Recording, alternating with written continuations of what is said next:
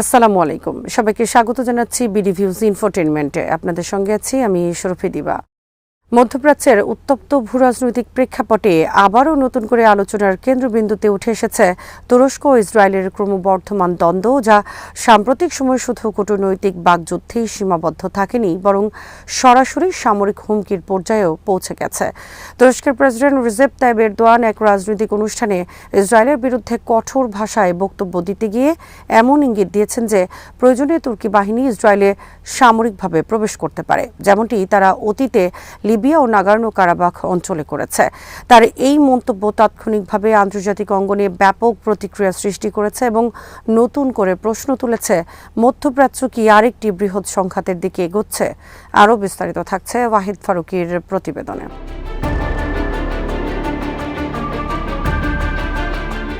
এরদোয়ানের বক্তব্য কেবল একটি আবেগপ্রবণ প্রতিক্রিয়া নয়, বরং একটি সুপরিকল্পিত কৌশলগত বার্তা। গত এক দশকে তুরস্ক তাদের পররাষ্ট্র নীতিতে উল্লেখযোগ্য পরিবর্তন এনেছে, যেখানে আঞ্চলিক প্রভাব বিস্তার এবং সামরিক উপস্থিতি বাড়ানোকে অগ্রাধিকার দেয়া হয়েছে। লিবিয়ার গৃহযুদ্ধে তুরস্কের সরাসরি হস্তক্ষেপ এবং আজারবাইজানের পক্ষে কারাবাখ যুদ্ধে সামরিক সহায়তা প্রদান এই নীতির বাস্তব উদাহরণ। ফলে এরদোয়ানের সাম্প্রতিক বক্তব্যকে শুধুমাত্র রাজনৈতিক বক্তব্য হিসেবে দেখার সুযোগ কম, বরং এটি একটি সম্ভাব্য নীতিগত অবস্থানের প্রতিফলন।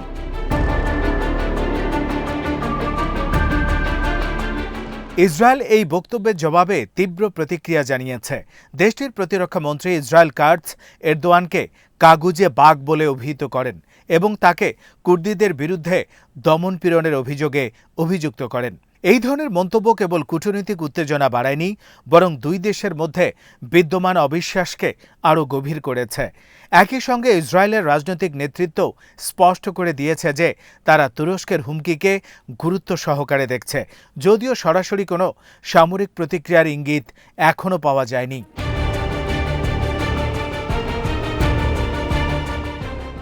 এই উত্তেজনার কেন্দ্রে রয়েছে গাজা যুদ্ধ, যা গত কয়েক বছরে মধ্যপ্রাচ্যের রাজনীতিকে নতুন করে সংজ্ঞায়িত করেছে।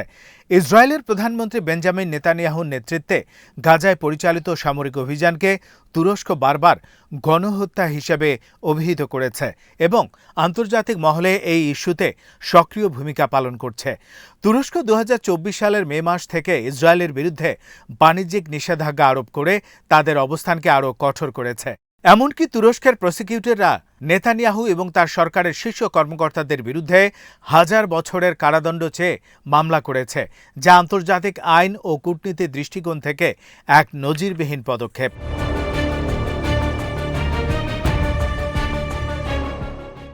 তবে এই দ্বন্দ্বের পেছনে কেবল গাজা যুদ্ধ নয়, বরং দীর্ঘদিনের আদর্শিক ও কৌশলগত প্রতিযোগিতা কাজ করছে। তুরস্ক নিজেকে মুসলিম বিশ্বের নেতৃত্বদানকারী শক্তি হিসেবে প্রতিষ্ঠা করতে চায় এবং সেই লক্ষ্যে তারা প্রায়শই ফিলিস্তিনি ইস্যুকে ব্যবহার করে থাকে। অন্যদিকে ইসরায়েল তাদের নিরাপত্তা এবং আঞ্চলিক আধিপত্য বজায় রাখতে দৃঢ়প্রতিজ্ঞ। এই দুই ভিন্ন লক্ষ্য প্রায়শই সংঘর্ষে জড়ায় এবং বর্তমান পরিস্থিতি তারই প্রতিফলন।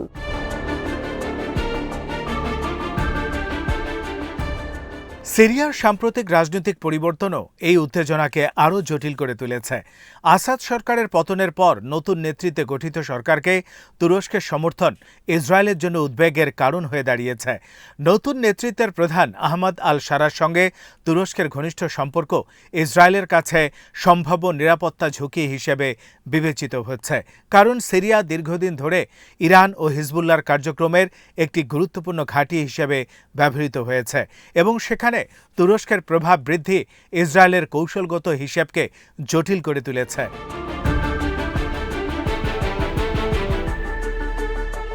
এই সমীকরণে যুক্তরাষ্ট্রের ভূমিকাও অত্যন্ত গুরুত্বপূর্ণ। মার্কিন প্রেসিডেন্ট ডোনাল্ড ট্রাম্পের সঙ্গে নেতানিয়াহুর ঘনিষ্ঠ সম্পর্ক ইসরায়েলকে একটি শক্তিশালী কূটনৈতিক অবস্থান দিয়েছে। যুক্তরাষ্ট্রের সামরিক শক্তি ব্যবহারের অনেকটা ব্ল্যাঙ্ক চেক পাওয়া নেতানিয়াহু মূলত যুক্তরাষ্ট্রের সমস্ত সামরিক শক্তিকে নিজের স্বার্থে ব্যবহার করছে। এছাড়াও যুক্তরাষ্ট্রের সামরিক সহায়তা এবং উন্নত প্রযুক্তি ইসরায়েলের প্রতিরক্ষা সক্ষমতাকে উল্লেখযোগ্যভাবে বৃদ্ধি করেছে। একই সঙ্গে তুরস্ক ন্যাটোর সদস্য হিসাবে যুক্তরাষ্ট্রের একটি গুরুত্বপূর্ণ মিত্র, যদিও সাম্প্রতিক বছরগুলোতে তাদের সম্পর্ক নানা কারণে উত্তেজনাপূর্ণ হয়ে উঠেছে।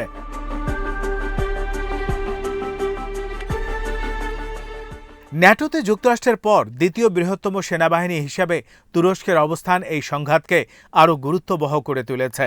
তাদের সামরিক বাহিনী শুধু সংখ্যায় বড় নয়, বরং প্রযুক্তিগত দিক থেকে উন্নত। তুরস্কের তৈরি বায়রাক্তার ড্রোন ইতিমধ্যেই বিভিন্ন সংঘাতে কার্যকারিতা প্রমাণ করেছে এবং আধুনিক যুদ্ধক্ষেত্রে একটি গুরুত্বপূর্ণ অস্ত্র হিসেবে আত্মপ্রকাশ করেছে। ফলে তুরস্কের পক্ষ থেকে কোনো সামরিক পদক্ষেপ নেওয়া হলে তা আঞ্চলিক ভারসাম্যে বড় ধরনের পরিবর্তন আনতে পারে।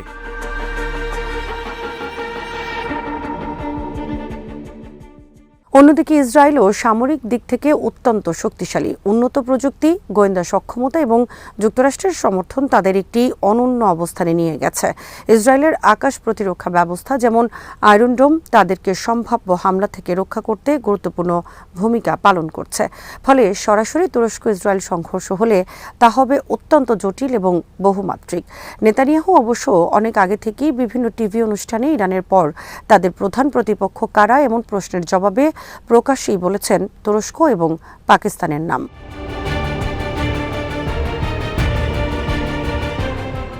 বর্তমান পরিস্থিতিতে সরাসরি সামরিক সংঘর্ষের সম্ভাবনা এখনও সীমিত, তবে ঝুঁকি পুরোপুরি উড়িয়ে দেওয়া যায় না, কারণ উভয় দেশে নিজেদের অবস্থান থেকে এক ধাপ পিছু হটতে অনিচ্ছুক।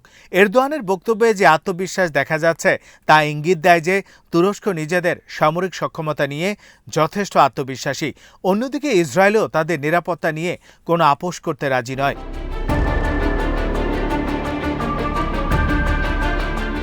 এই প্রেক্ষাপটে পাকিস্তানের ভূমিকাও উল্লেখযোগ্য হয়ে উঠেছে।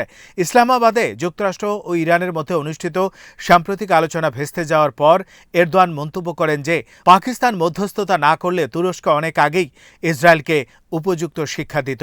এই মন্তব্য থেকে বোঝা যায় তুরস্ক আঞ্চলিক কূটনীতিতে নিজেদের প্রভাব বাড়াতে চায় এবং পাকিস্তানকে একটি গুরুত্বপূর্ণ অংশীদার হিসেবে বিবেচনা করছে।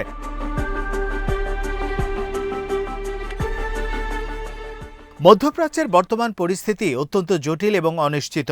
তুরস্ক ও ইসরায়েলের মধ্যে এই উত্তেজনা যদি আরও বাড়ে তাহলে শুধু এই দুই দেশের মধ্যেই সীমাবদ্ধ থাকবে না, বরং পুরো অঞ্চলে এর প্রভাব ফেলবে। ইরান, সৌদি আরব, যুক্তরাষ্ট্র এবং রাশিয়ার মতো শক্তিগুলো এতে জড়িয়ে পড়তে পারে, যা একটি বৃহৎ আঞ্চলিক সংঘাতের জন্ম দিতে পারে।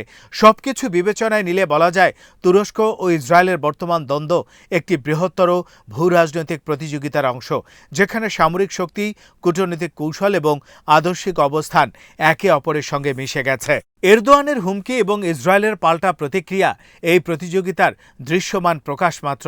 বাস্তবে এর পেছনে রয়েছে বহু স্তরীয় স্বার্থের সংঘর্ষ, যা সহজে সমাধানযোগ্য নয় এবং যার প্রভাব দীর্ঘমেয়াদে বিশ্ব রাজনীতিতেও প্রতিফলিত হবে।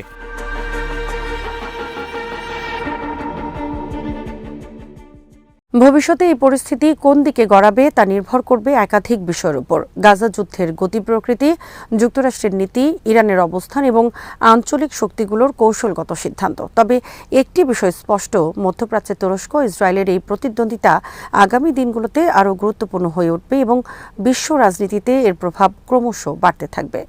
আজ এখানেই শেষ করছি। সমরাস্ত্র প্রতিরক্ষা ও কূটনীতির নানা তথ্য জানতে চোখ রাখুন বিডিভিউজ ইনফোটেইনমেন্টে।